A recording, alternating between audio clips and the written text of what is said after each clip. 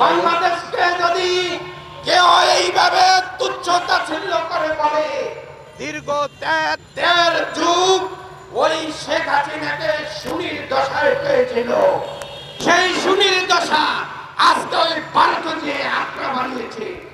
এই সুনীল দশা বাংলাদেশ যেভাবে ধ্বংস করে দিয়েছে, ওই ভারত তো আপনারা আশ্রয় দিয়েছে, ওই সুনীল দশায় পেয়েছে। ওই সুনীল দশাকে যেভাবে বাংলাদেশ আন্তর্জাতিক অপরাধ আদালত রেড অ্যালার্ট জারি করেছে, বাংলাদেশের কাছে হস্তান্তর করেন। নাই মোদি বাবু, আপনার ভারত এইভাবে সুগন্ধির মতো চিরচরখার হয়ে যাবে, টিকিয়ে রাখতে পারবেন না।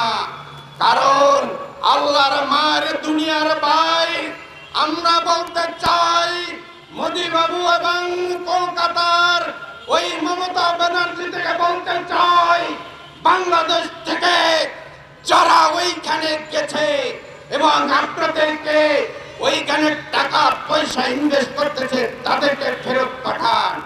না হয় সুনীল দশায় ওই কলকাতা হয়তো ভেঙে বাংলাদেশ চলে আসতে পারে। প্রিয় বন্ধুরা, আজকে সবাই বলেছেন ওই সচিবালয়ে নাকি আগুন লেগেছে। আমি বলতে চাই ওই আগুন লাগতেই পারে, কিন্তু যে আগুন বাংলাদেশের জনগণের অন্তরে আছে, বাংলাদেশ আজকে বাজারে যে আগুন লেগেছে, ওই বাজারের আগুন যদি আপনারা নিভাতে না পারেন, আগামী দিনের বাংলাদেশ, আমাদের এই 12 দলীয় জোট ভারতকে যেভাবে খেদিয়েছে, ভারতকে আমরা পণ্য বয়কট করেছি, আগামীতে আপনাদেরকে আমরা ক্ষমতায় বসিয়েছি।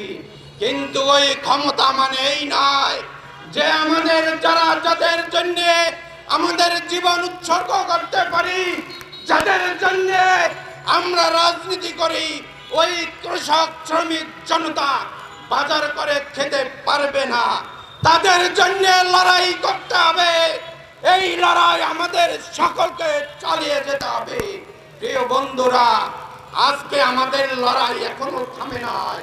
যে লড়াইতে এখনই দেখা যাচ্ছে যারা শেখ হাসিনার উচ্ছিষ্ট এবং আলু রুটি আর ভাগ পেয়েছে, তারা কিন্তু এখনো ষড়যন্ত্র এবং গভীর সংকটে ফালানোর জন্য এখনো পিছিয়ে নাই।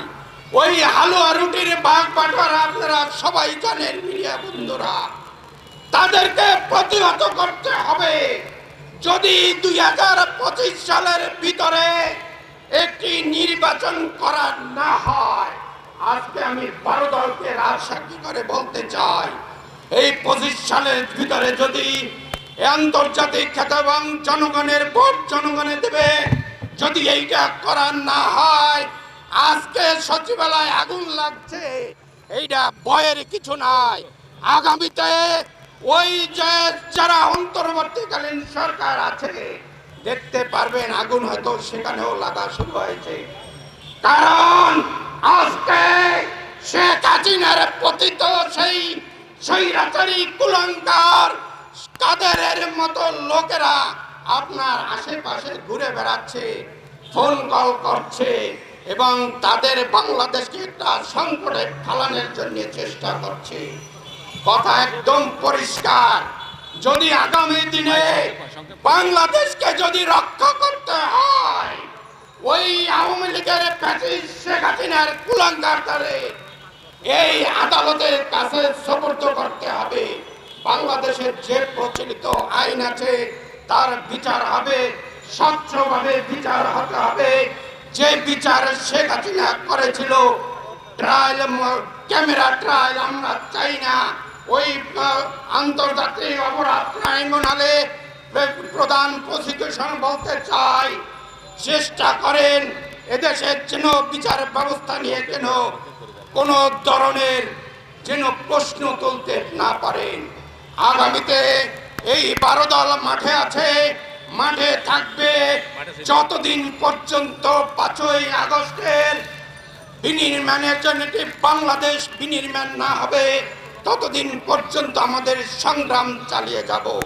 সেই সংগ্রামের আহ্বান জানিয়ে এবং তারেক জিয়ার ঘোষিত 31 দফা রাষ্ট্র কাঠামো মেরামতের জন্য সেই প্রত্যাশা জানিয়ে সবাইকে ধন্যবাদ জানিয়ে শেষ করছি। বাংলাদেশ জিন্দাবাদ, বাংলাদেশ লেবার পার্টি জিন্দাবাদ।